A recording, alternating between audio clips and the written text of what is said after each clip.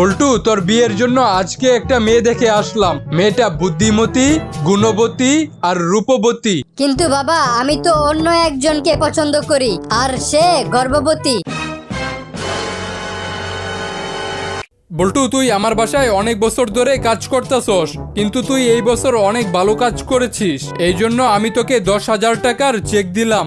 Sir, আপনাকে অসংখ্য ধন্যবাদ। এভাবে ভালো কাজ করতে থাকলে পরের বছর ওই চেকটাতে সাইন করে দিব। জানোস দোস্ত, কালকে একটা মেয়েকে প্রপোজ করছিলাম, তারপর সাথে সাথে ব্রেকআপ করে ফেলেছি। কি বলস? কেন?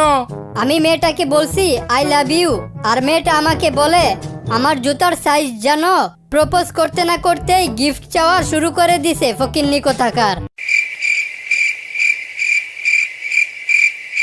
ভাই, আমাকে 1 কাপ দুধ চা দেন তো।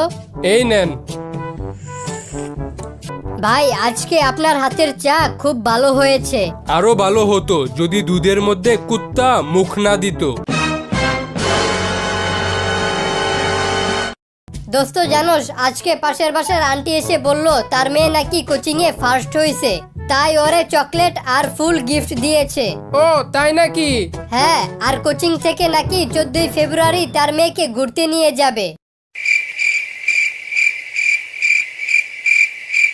বল্টু, ইন্টারনেটে যারা অশ্লীলতা ছড়ায় তাদের তুই কোন চোখে দেখোস? 2 চোখে দেখি স্যার। আরে না, আমি বুঝাইছি যারা ইন্টারনেটে অশ্লীলতা ছড়ায় তাদের তুই কিভাবে দেখোস? ফুল এইচডি তে।